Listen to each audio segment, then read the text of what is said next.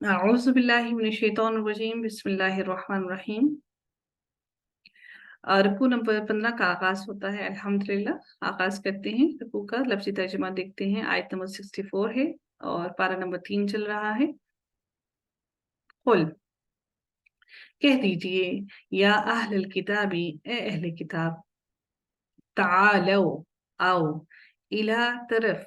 कलिमतिन एक कलमे की तरफ। यहाँ पर हम देख रहे हैं कि यहाँ पर तन्वीन लगी है जिसका मानी हो गया, एक इसमें नकरा है क्योंकि इसके साथ तन्वीन लगी है, तो इसका मानी हो गया कालिमातिन, एक कलमे की तरफ, सवाइन जो बराबर है, बैनना हमारे दरमियान, व बैनकुम और तुम्हारे दरमियान। वो कलमा जो है वो तुम्हारे दरमियान भी वही है, तुम्हारे पास भी वही आया है और हमारे पास भी वही आया है। वो अब कलमा क्या है? अल्लाह के नाबुदा, नाबुदा नून जो आया है शुरू में इसका मानी हो गया हम, आइन बादाल का मानी हो गया इबादत करना। नाबुदा हम इबादत करेंगे, इल्ला मगर, अल्लाह अल्लाह ताला की, वला और ना, नुश्रिका नून का मानी आ गया हम, और शीन रा और काफ इसके अंदर मौजूद है जिसका मानी हो गया शिर्क करना, शरीक ठहराना। हम शरीक करेंगे भी इसके साथ, शैअन कुछ भी, किसी भी चीज को, वला और ना, यत्तखिदा बनाए और ना बनाए, बादुना बाद हमारे, बादन बास को, अरबाबन, अरबाबन ये आ गया रब, अरबाबन रब, रा बा बा इसका रूट वर्ड है। इसका मानी क्या है कि वो हम में से बाज जो है वो ऐसे ना हो जाएं, कि हम में से बाज लोग ऐसे ना हो जाएं कि वो रब बनाएं मिन दून इल्लाही, अल्लाह के सिवा। अब ये अहले किताब को बुलाया जा रहा है, इसमें यहूदियों और ईसाइयों दोनों की बात की जा रही है कि आओ आके मिलकर एक उस कलमे की तरफ पलट जाते हैं, जो कलमा तुम्हारी तरफ भी अल्लाह ने वही नाजिल किया और हमारे पास भी वही कलमा है। वो कलमा क्या है कि हम अल्लाह के सिवा किसी को शरीक, अल्लाह के सिवा किसी की इबादत नहीं करेंगे और उसके साथ किसी को भी शरीक नहीं ठहराएंगे। और ऐसा ना हो कि हमारे दरमियान में कुछ लोग ऐसे हों कि वो अल्लाह के सिवा किसी और को अपना रब बना लें। अल्लाह ताला इरशाद फरमाते हैं, फाइन फिर अगर, तवल्लो वो फिर जाएं, फकूलू तो कह दो, अशहदू सॉरी इशहदू, इशहदू गवाह रहो, बिअन्ना कि बेशक हम, मुस्लिमून फर्माबरदार हैं। तो गवाह रहो, ये कह दो कि हम मुसलमान हैं, हम अल्लाह के फर्माबरदारी में दाखिल होते हैं, हम अल्लाह ही के फर्माबरदार हैं। या अहलल किताबी, ए अहले किताब, लिमा क्यों, तो हाजूना ता तुम, हा जीम और जीम जिसका रूट वर्ड है जिसका मानी होता है हुज्जत करना, झगड़ा करना। तुम हुज्जत करते हो, झगड़ा करते हो, फी इब्राहिम, इब्राहिम अलैहिस्सलाम के बारे में। ए अहले किताब तुम किस तरह से झगड़ा करते हो इब्राहिम अलैहिस्सलाम के बारे में। वमा और हालांकि नहीं, उनजिलती उतारी गई, अत्तौरातु तौरात, वल इंजीलु और इंजील, इल्ला मगर, मिन बादिही इसके बाद, अफला क्या भला नहीं, ताकिलून तुम अकल से काम लेते। अहले किताब कहते थे, यहूदी कहते थे कि हजरत इब्राहिम अलैहिस्सलाम यहूदी हैं, और ईसाई कहते थे कि हजरत इब्राहिम अलैहिस्सलाम ईसाई थे। अब अल्लाह ताला इरशाद फरमाते हैं कि नबियों से, नबी करीम सल्लल्लाहु अलैहि वसल्लम से लड़ना तो एक कोई जवाज बनता था कि वो नबी बाद में आए और तुम्हारे नबी पहले आए, लेकिन इब्राहिम अलैहिस्सलाम के बारे में तुम कैसे झगड़ सकते हो? हालांकि उनका आना और तुम्हारे नबी के आने के बीच में तो कई सालों का फर्क है। रवायात में आता है कि 1000 साल का फर्क था उनके नबी के दरमियान में आने का, और फिर तुम उनके बारे में लड़ती हो, हालांकि उस वक्त तो ना तो तौरात आई थी और ना इंजील आई थी।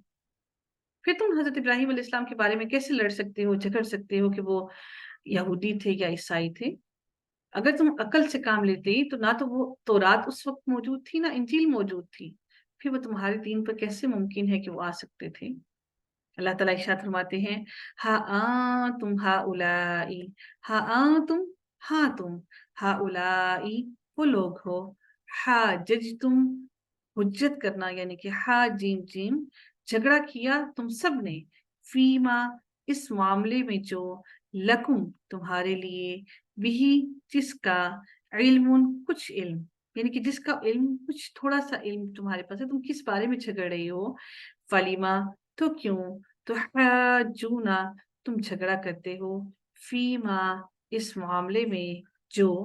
لیسا نہیں ہے لکم تمہارے پاس تمہارے لیے بھی جس کا علم جس کا علم ہی تمہارے پاس موجود نہیں ہے پھر تم اس کے بارے میں کیوں حجت بیان کر رہی ہو کیوں لڑ جھگڑ رہی ہو واللہ اور اللہ تعالی یعلم وہ جانتا ہے وانتم اور تم لا نہیں تعلمون تم جانتے اللہ بہتر جانتا ہے ہر چیز کو تم تو اس بارے میں کچھ نہیں جانتے اب اللہ تعالیٰ بیان کرنے لگے ہیں کہ ابراہیم علیہ السلام کیا تھے پہلے تو اللہ نے ان کو بتا دیا کہ تم لڑ جھگڑ کیوں رہے ہو پھر اللہ نے فرمایا اب ان کو بتانے لگے کہ ابراہیم علیہ السلام در حقیقت تھے کون ما کانا نہ تھا ابراہیم یہودی ولا اور نہ نصرانی اور نہ ہی وہ ایک نصرانی تھا یعنی کہ نہ ہی وہ ایک عیسائی تھا اللہ تعالیٰ بیان کر رہے ہیں کہ نہ تو وہ یہودی تھے اور نہ ہی وہ عیسائی تھے تو پھر تم کس بارے میں جھگڑ رہے ہو ولیکن اور لیکن کانا تھا حنیفن یکسو مسلمان وما اور نہ کانا تھا من مشرکین میں سے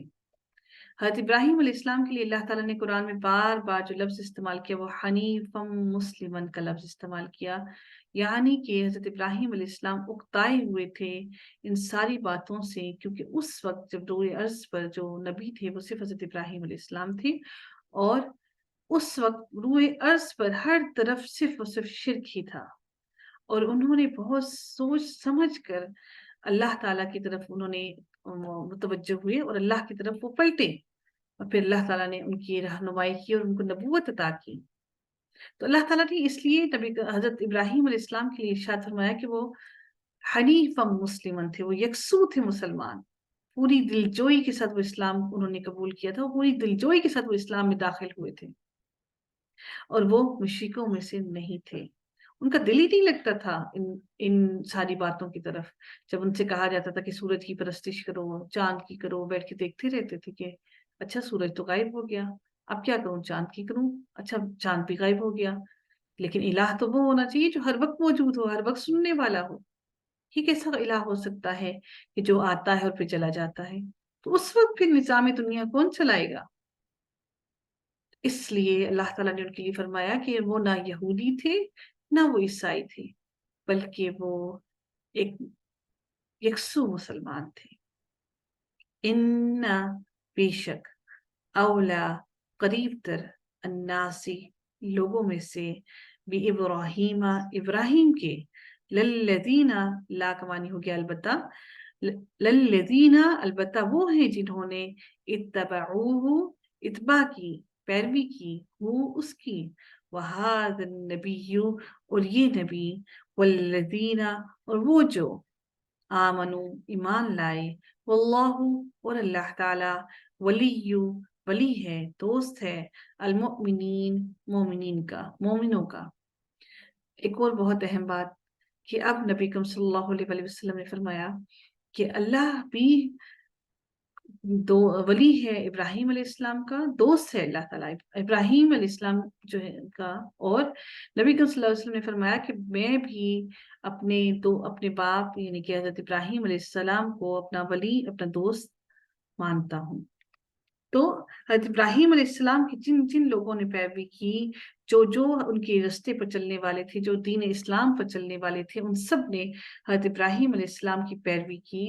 اور اس میں یہ نبی یعنی کہ حضرت محمد صلی اللہ علیہ وآلہ وسلم بھی شامل ہیں جنہوں نے حضرت ابراہیم علیہ السلام کی دعوت کی پیروی کی اور وہ کیا ان کی دعوتیں تھیں دین کی اسلام اللہ تعالیٰ ارشاد فرماتے ہیں اور اللہ تعالیٰ ان سب لوگوں کا جو ایمان لے کر آئے اور جو حضرت ابراہیم علیہ السلام کے دوست تھے ان سب کا اللہ دوست ہے اور اللہ تعالیٰ دوست ہے کن کا مومنین کا اللہ دوست ہے تو نبی کریم صلی اللہ علیہ وآلہ وسلم نے بھی حضرت ابراہیم علیہ السلام کو اپنا دوست قرار دیا آگے دیکھتے ہیں اللہ تعالیٰ ارشاد فرماتے ہیں ودت چاہا طائفتن ایک گروہ نے من اہل الکتاب اہل کتاب میں سے لو کاش یضلونکم وہ گمراہ کریں تمہیں وما اور نہیں یضلون وہ گمراہ کرتے الا مگر انفسہم اپنی ہی جانوں کو وما اور نہیں یشعرون وہ شعور رکھتے۔ اب وہ کیا چاہتے تھے؟ اہل کتاب کیا چاہتے تھے؟ وہ یہ چاہتے تھے کہ نبی کریم صلی اللہ علیہ وآلہ وسلم کو ان کے رستے سے ہٹا دیں، ان کو گمراہی کے رستے پر ڈال دیں۔ اللہ تعالیٰ ارشاد فرماتے ہیں کہ وہ تمہیں گمراہی کے رستے پر نہیں ڈال رہے، وہ بلکہ وہ یہ اپنے آپ کو گمراہی کے رستے پر ڈال رہے ہیں۔ حالانکہ جو شریعت کی کتاب میں جو انجیل اور تورات کے اندر آیا تھا وہ تو اس میں سے کسی کی بھی پیروی نہیں کر رہے ہیں، تو اس کا مطلب صاف ظاہر ہے کہ وہ گمراہی کی پیروی کر رہے ہیں جس کا وہ شعور نہیں رکھتے ہیں۔ یا اہل الکتابی اے اہل کتاب لما کیوں تکفرون تم کفر کرتے ہو بآیات اللہ اللہ کی آیات کے ساتھ وانتم اور تم تشہدون تم گواہ ہو، حالانکہ تمہیں ہر چیز کھول کر بیان کر دی گئی ہے، تم نبی کریم صلی اللہ علیہ وآلہ وسلم کو جانتے ہو، تمہاری تورات کے اندر انجیل کے اندر واضح طور پر نبی کریم صلی اللہ علیہ وآلہ وسلم کے لیے ساری نشانیاں بیان کر دی گئی ہیں، اور پھر تم ان چیزوں کی گواہی دینے کے بجائے ان چیزوں کو تم چھپاتے ہو۔ اے اہل کتاب تم ایسا کیوں کر رہے ہو؟ تم کیوں ایسا کفر کر رہے ہو کہ تم اللہ کی آیات کو جھٹلا رہے ہو اور چھپا رہے ہو، حالانکہ تمہیں تو اللہ نے گواہ بنا کر بھیجا کہ تم اگلے آنے والی نبی کی گواہی دو گے۔ پھر بھی بدبخت ہیں اہل کتاب جو اللہ کی بھیجی ہوئی شریعت کو نہیں مانتے اور گواہی نہیں دے رہے ہیں۔ اب جو اللہ نے جس پر انہیں گواہ بنا دیا وہ اس کی گواہی نہیں دے رہے، تو سوچئے کہ ان کے ساتھ کیا معاملہ کیا جائے گا۔ یا اہل الکتابی اے اہل کتاب لما کس طرح تلبسونا تم چھپاتے ہو یا مکس کرتے ہو ملاتے ہو آپس میں، تلبسونا تم گٹمٹ کرتے ہو ملاتے ہو الحق حق کو بالباطل باطل کے ساتھ، وتکتمونا اور تم چھپاتے ہو الحق حق کو وانتم اور تم تعلمون تم جانتے ہو، حالانکہ تم حق اور باطل کو بہت بخوبی جانتے ہو، لیکن اس کے باوجود تم حق کو باطل کے ساتھ ملاتے ہو اور پھر تم حق کو چھپا لیتے ہو، حالانکہ اللہ تعالیٰ نے واضح طور پر تمہیں کھول کھول کر بتا دیا کیا چیز حق ہے اور کیا باطل ہے۔ تو اللہ تعالیٰ نے اس پورے رکوع کے اندر ہم دیکھ رہے ہیں کہ سورہ آل عمران کے اندر اللہ تعالیٰ نے بار بار اہل کتاب کو پکارا، اور اس میں بھی اہل کتاب بھی جس کو زیادہ پکارا، کس کو زیادہ پکارا؟ عیسائیوں کو، کیونکہ عیسائیوں کے اندر ایز کمپیئر ٹو یہ جو جوئش ہیں ان کے دل یہودیوں کی نسبت تھوڑی نرم تھے، تو اللہ تعالیٰ نے بار بار ان کو پکارا۔ اب انفارچونیٹلی مسئلہ کیا ہے کہ عیسائی نہ تو وہ ہماری کتاب کو قرآن کو پڑھتے ہیں نہ وہ اس پر ایمان لاتے ہیں، تو وہ جب پڑھتے ہی نہیں ہیں تو پھر وہ اس پر ایمان کیسے لائیں گے؟ وہ کیسے ان ساری چیزوں کو مانیں گے کہ حق کی ساری باتیں جو ان کی کتابوں میں موجود ہیں وہ اللہ تعالیٰ نے قرآن میں بھی لکھ رکھی ہیں۔ جو صحیح والے عیسائی جو حقیقت میں اپنی کرسچینٹی پر بلیو کرتے ہیں، جو کرسچینٹی پر چلتے ہیں، وہ شراب نہیں پیتے ہیں، لیکن جو کرسچینٹی پر جنہوں نے بہت زیادہ غلو کر لیا ہے، آج اگر ہم عیسائیت اور یہودیت کو دیکھیں تو وہ اپنی عیسائیت پر قائم نہیں ہیں جو ان کی حقیقت میں عیسائیت تھی، جو حقیقت میں ان کی یہودیت تھی۔ اصل یہودیت اور عیسائیت تو یہی ہے نا کہ ان کو اللہ کے ساتھ کسی کو شریک نہیں ٹھہرانا، لیکن وہ ٹھہرا رہے ہیں۔ ہمیں ایک مل جاتا ہے، یہ تھوڑی سی چھوٹ مل جاتی ہے کہ ہم اہل کتاب کے ساتھ شادی کر سکتے ہیں، لیکن اگر ہم اہل کتاب کے ساتھ شادی کر لیتے ہیں، اگر ہم میں سے کسی کا لڑکا اہل کتاب کے ساتھ شادی کر لیتا ہے مسلمان لڑکی کو چھوڑ کر، چاہے سوشل پرابلمس ہوں، جو بھی مسائل ہوتے ہیں، ٹھیک ایک چھوٹ ہے، لیکن ایک مومن لڑکی کو چھوڑ کر جب عیسائی یا یہودی کو ہم میں سے کوئی بھی اپناتا ہے تو پھر سب سے امپورٹنٹ بات کہ اس کی اولاد کے ساتھ کیا ہوگا، اس کی اولاد کون سے دین پر، کون سے رستے پر چلے گی۔ یہاں سے اندازہ لگائیے کہ اگر ہم اپنا عقیدہ درست نہیں کر پاتے، اگر ہم میں سے کوئی مسلمان کے ساتھ بھی شادی کرتا ہے اور اس کا عقیدہ درست نہیں ہے اس کی بیوی کا، تو وہ اس کے بچے کون سے عقیدے پر چلیں گے؟ ہم اپنے بچوں کا عقیدہ درست نہیں کر پاتے تو پھر آپ یہ سوچئے کہ ایک وہ جو مسلمان نہیں ہے، وہ اگر آپ میں سے کسی کے گھر میں آتی ہے تو ان بچوں کا کیا قصور ہوگا جن کی پرورش دین اسلام پر نہیں ہوگی۔ ہم ہمیشہ آسانی کی طرف جاتے ہیں، ہم ہمیشہ اس چیز کو پکڑتے ہیں جس میں اللہ تعالیٰ نے کہیں تھوڑی سی گنجائش رکھی ہے، مصلحتاً رکھی ہے، کیونکہ اللہ تو ہمارے دلوں کے حال سے واقف ہے، وہ جانتا ہے کہ ہماری نیتیں کیا ہیں۔ اللہ تعالیٰ ہم سب پر اپنا خصوصی رحم کرے، ہم سب کو مکمل دین اسلام میں داخل کر لے، ہمارے دلوں کو اسلام کے لیے کھول دے، ہم سب کو آسانیاں بانٹنے والا اور آسانیاں پھیلانے والا بنا دے، ہمارے اعمال کو قبول فرما لے۔ ہمارے دلوں میں اللہ سے دعا ہے کہ وہ نفرتیں ہمارے جو دلوں میں پیوست ہو چکی ہیں ان نفرتوں کو دور کر دے، ہمارے آپس کے رشتوں کو مضبوط کر دے، ہم سب سے درگزر فرما دے۔ اللہ تعالیٰ ہم سب کو معاف کر دے، آمین یا رب العالمین۔